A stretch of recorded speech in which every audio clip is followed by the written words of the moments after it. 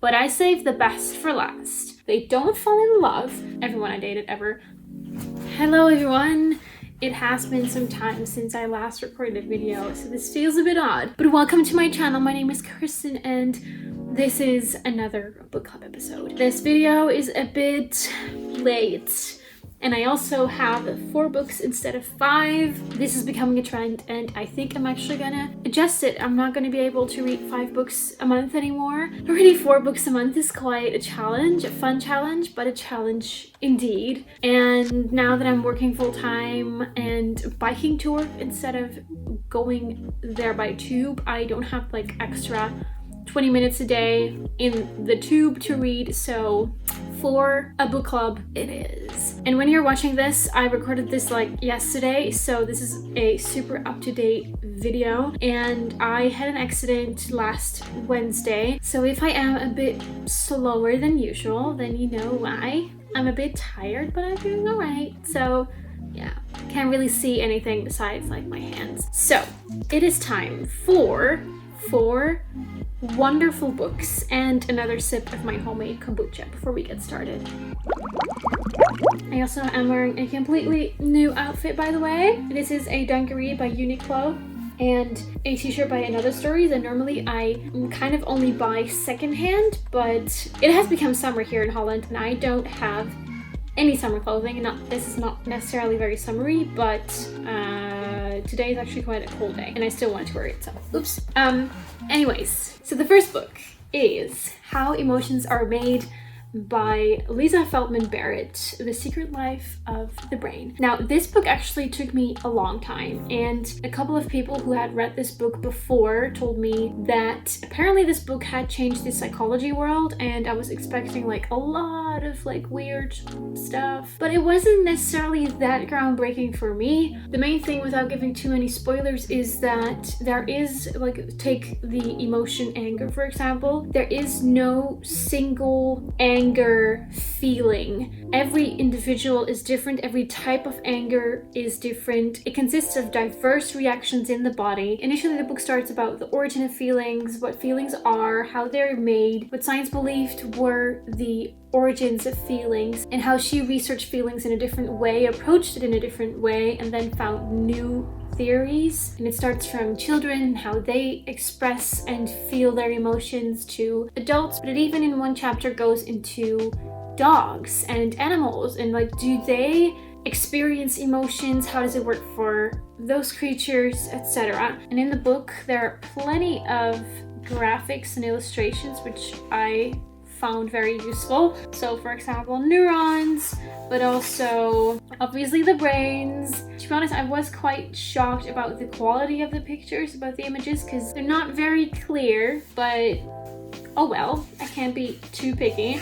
The appendix consists of more experiments and examples, so if you would like to know more about emotions, if you're very interested in psychology, then I highly recommend reading this book. It wasn't life-changing for me, as I already mentioned. I think I gave it like 3 out of 5 on Goodreads, but I enjoyed reading it. It was a bit tough, not like super fun to read, but then again, it is a very serious book about psychology, so they can't all be fun. So that is about this book. Then the other book that I want to talk about, I don't want to like get into like the more sciencey books first, so let's get into this fantasy book. This is A Darker Shade of Magic by Schwab, Victoria Schwab, I believe. And this was a very, very original story. It's about London, but 3 different types of London. Like, imagine London being split into 3 different universes.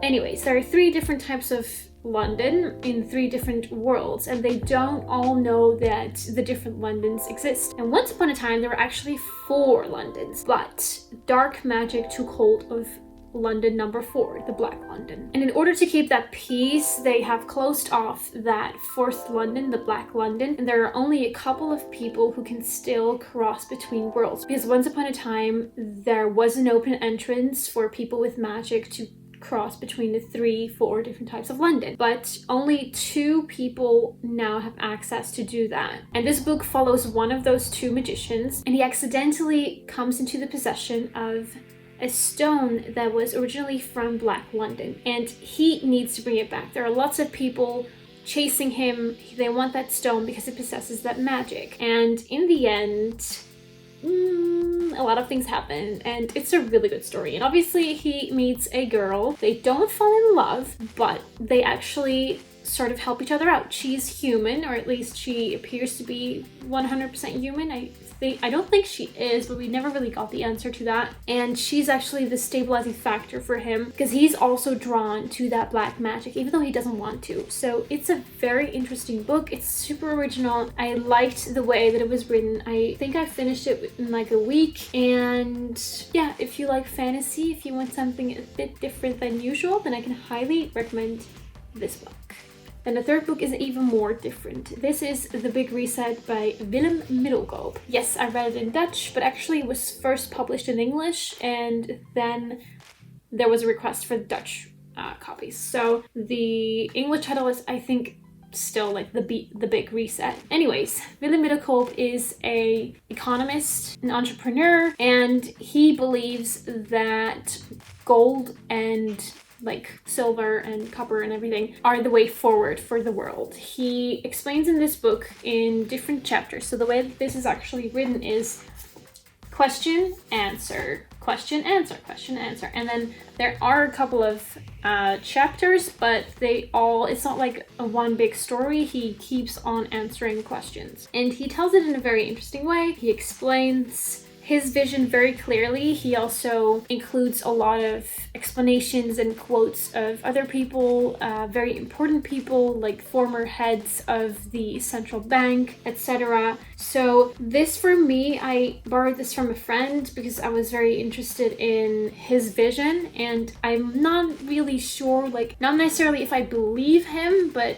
sometimes I had the feeling like, oh, should I now buy gold instead of like money and stuff like that? But he hasn't fully convinced me yet, also because I don't want to believe that people are really as bad as he portrays them to be. So yeah, but it's very interesting, and it's nice to broaden your horizons. Maybe you will agree with him. So again, it's written in a very cool way, and it's about finance and crises, like for example the 2008 crisis, and there's even like a big timeline where he compares every crisis with a new currency exchange happening, and from the dollar to not being set on gold anymore. Like, I don't know how to explain it in English very well, but it was interesting.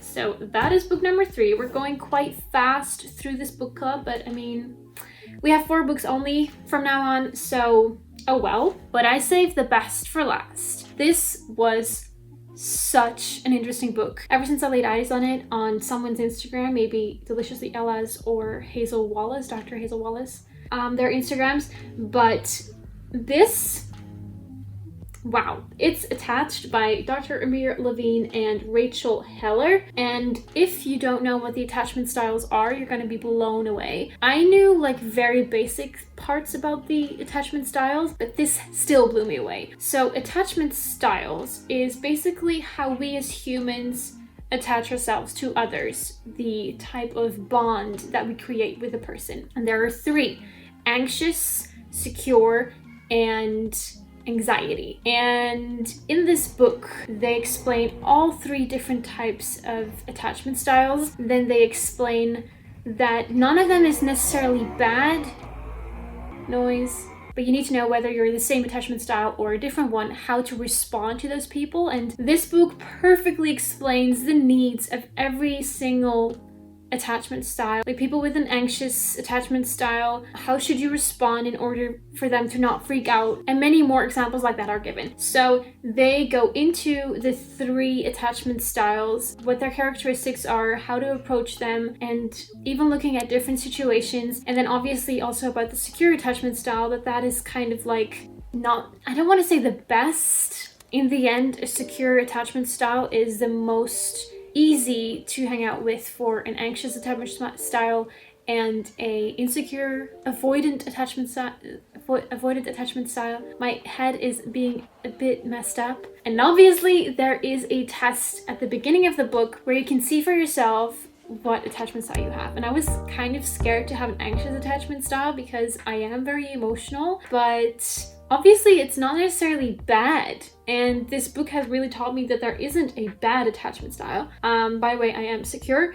Yeah, this really opened my eyes and not to kind of view people with like, oh, you're that. Obviously I do it. Like whenever I see people hang out and I hear stories, I form a judgment and I kind of think by myself like, oh, you're avoidant for sure. Everyone I dated ever. But it's interesting to see. So again, highly recommend this. It was such an easy read. It was written very, very well in a very light way.